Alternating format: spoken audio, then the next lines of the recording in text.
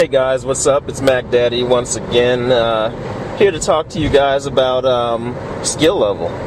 Talk to you guys about some skills today and figure out, okay, what are the different levels of skill?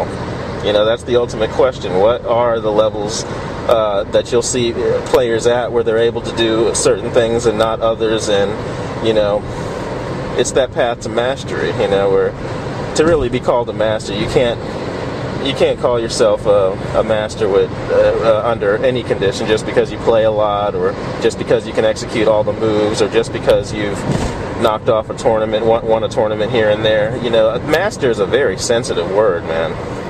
Very sensitive word. You know, I agree with the greats of the past in that you should almost never use the word master when you're talking about your own skill level. You know, master is almost like the concept in calculus with limits. You know, the limit as x approaches 0. The actual limit is never reachable. You know, it's never reachable. You know, a mastery, to call yourself a master, that is actually never reachable. It's only a goal. You know, it's an ideal of perfection that you can inch closer and closer to. You know, that's mastery. But let's talk about the obvious. You know, let's talk about the novice. You know, video games, these fighting games. You know, we don't hand out belts, man. You know, we don't have an organization or a school where, you know, like martial arts does, where, you know, somebody walks in and is like, hey, what's my skill level? And somebody hands them a white belt and says, doesn't matter, get in the dojo. No, you know what I'm saying? No, you know, to really assess your skill, I mean, I don't know, when Street Fighter very first came out, I'll never forget when it first came out. I mean, I think I actually started hearing about something going on when it was just a little after I was 10 years old. You know, I must have been either about to turn 11 or already 11 years old for a little bit. And shoot, this was back in 1990. You know what I'm saying? And I could have personally cared less about the beat 'em ups. You know, back then the only thing that we had seen is Fatal Fury. You know, I had seen Fatal Fury outside of some hotel room one time, and I was like, what on earth is this? You know, put a quarter into it that I begged my parents to give me, and it was actually kind of fun. You know, that was the most we had back then, a beat 'em up. You know, but other than that, I could care less about that stuff. I was happy with stuff like Super Mario Brothers 3, and, you know, I still had my Nintendo Entertainment System. You know, was a couple years away from getting my Sega Genesis and didn't know it. You know, I was happy as can be playing on console games that were adventure games at home. Could have cared less about this hype that I started hearing about. I remember a cousin called me up, and he was like, there's this game you have to see. You have to play this. Oh man, it's huge. This game is the best game ever, you know. Didn't even know what the heck to call it. Wasn't calling it a fighter. Wasn't calling it, you know, I don't even think he remembered the name of it. That's how new this was. This was like just fresh hit the American shores, you know what I'm saying? Didn't remember it was Street Fighter 2 World Warrior. And I could care less. You know, he was ranting on, and I remember wanting to hang up the phone to play Mario 3 some more. And that was the first time I heard about Street Fighter. I mean, he was trying to describe what he saw on the screen. And, you know, sometime within 6 months from that phone call, I ended up seeing this thing in the arcade. And that's when, seeing is believing, folks. When I saw it, that's when it was cool. You know, I wanted to play. You know, you saw the computer with some cat jumping up in the air and doing the same moves that the Double Dragons did. You couldn't believe it. You're like, yo, he just did a spin kick. He did a spin kick. That's Double Dragon 2 stuff right there. I like that, you know, but, you know, you didn't really know how to do the moves. You just saw the computer do it, you know. And trust me, that early on back then, this thing didn't come shipped with an instruction manual. I'm going to tell you that right now. You didn't see a doggone, you know, step-by-step instructions on how to do the moves on the cabinets. I don't know what it was about where I grew up. The doggone video game cabinets were always used. They were always from some other game, and all these companies only bought the board. They didn't buy the full Street Fighter 2 cabinet, so even if it was on the doggone art of the board, yeah, you wouldn't know it. If it was on the cabinet board, you wouldn't have been able to see any of these moves. You wouldn't have been able to see, you know, quarter circle forward and punch, and quarter circle back and kick, and nah, we had none of that. Freaking, they threw a Street Fighter board in an old Pac-Man machine. Okay, I mean, it was mad ghetto, but anyway, back to the point. It's just with Street Fighter, you saw the computer doing some stuff, but nobody knew when it first came out, especially here in the States. Nope, nobody knew how to do these moves.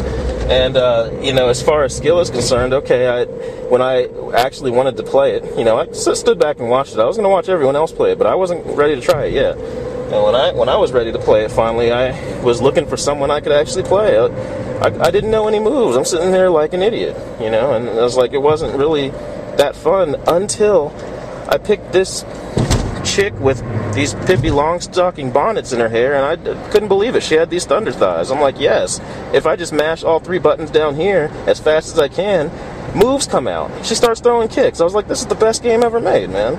You know, that was the beginning of my Street Fighter career back then. I was a super noob. You know, my skill level was scrub extreme. You know what I'm saying? You know, just scrub-a-dub-dub. Didn't know any moves, and the only moves I could do was either Chun-Li. I figured out there's a kick thing, and I saw somebody else using Blanca, so electricity, and if it wasn't that, it was 100-hand slap. That's it. There weren't any other moves in the game I could do. You know? If I wanted to see something cool, I'd have to pick Dalsum and mash the kick buttons to see him stretch his legs. That was literally the extent of my skills.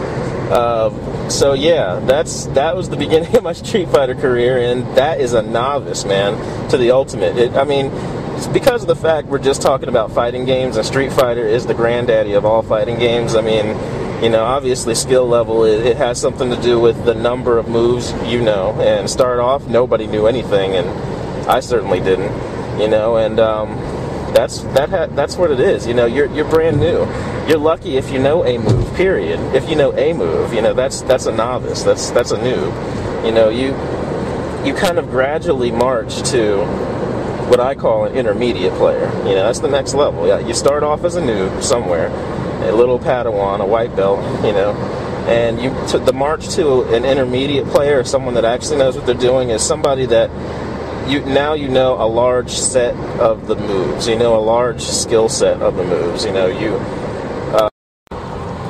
sorry guys, I got cut off, but yeah, as I was saying, a larger skill set of the moves, meaning I guess it doesn't have to be all of them. It has to be, you know, a good little chunk of them, at least with one character, enough which you can actually begin to win with, you know.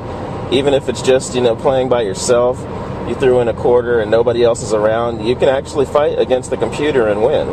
You know, that's you know, getting there is what that is, and that's a part of trying to become a better gamer. A novice travels towards an intermediate gamer the more moves you start to learn for your favorite character, and you continue to play until you do more things. You start doing more variations. You start figuring out more things.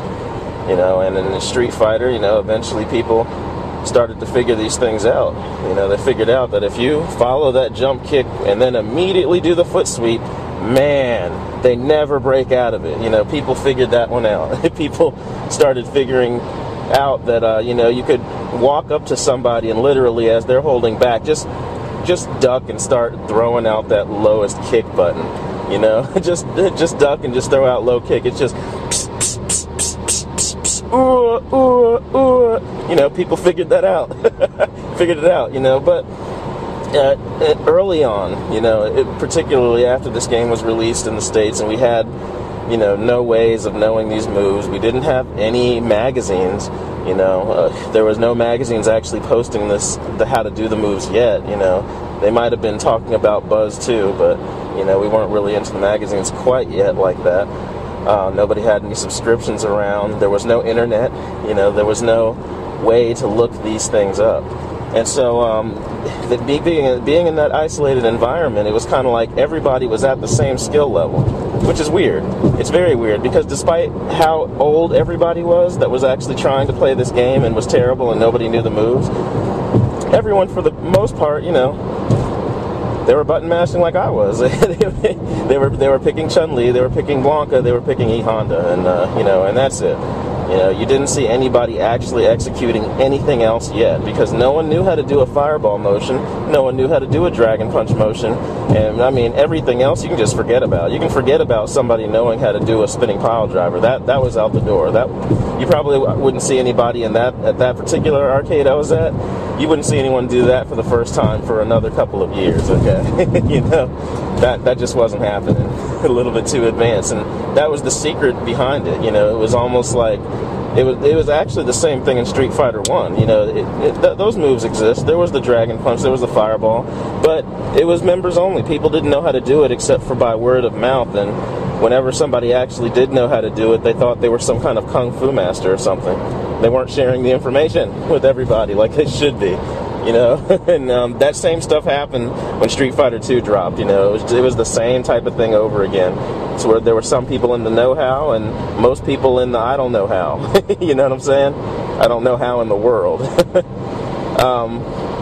That happened for, you know, months, and then I guess as far as talking about skills and heading towards the intermediate level, I can kind of remember the time that this happened, you know, where there were a couple major things. One, people started coming around that knew the moves. They came around to the arcade, and for me in particular was the 7-Eleven. Somebody showed up at that 7-Eleven that always seemed to have the same 3 arcade machines, and when Street Fighter 2 came out and they finally replaced the Pac-Man board with that, you know, eventually, sometime in the summertime, people started to come around that knew the moves, and you know, that has to be a part of what it is to be considered, you know, at intermediate skill, is to actually have a move list, and you know how to do the moves. You know what I'm saying? That's a part of it. Back then we didn't know that, but looking back, yeah, you have to know how to do a pretty good portion of the moves, at least all the important ones, where every character has some version of that movement, and once you learn that movement, you can do all of their moves.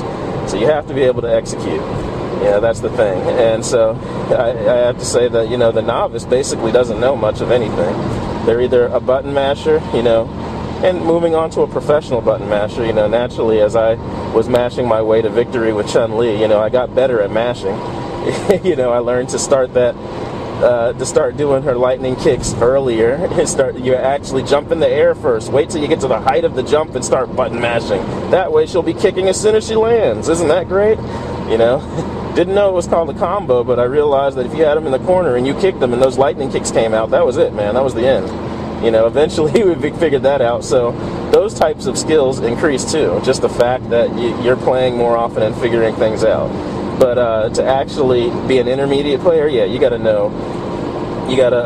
actually know how to execute some different stuff. You know, that's science right there. That's formula. That's the weaponry. Actually being able to execute and know it. And so I remember the first event that happened that really changed things was, you know, you have this, I guess, kid who at the end of the school year, every year, he goes on vacation with his family. You know, I've always lived on the East Coast, you know, various states in the East Coast, but for the most part, you know, you could trust I was living on the East Coast, and you had this kid who was like, okay guys, it's the end of the year, we know the last day of school is tomorrow, whatever, I can't wait till see you guys in a couple months when we get back from vacation, ha ha ha. You know, all of us are scrubs, keep that in mind, we're all at the same skill level. And all of a sudden, Timmy O'Toole comes back from vacation 2 months later, comes to the same arcade where everybody's chilling at, you know, hey, what's up, Timmy? Yeah, everything's cool, how was your summer? Great. Where'd you go on vacation?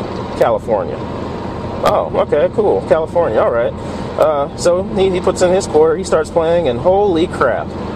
You know what I'm saying? Timmy O'Toole was rocking the sticks, dude.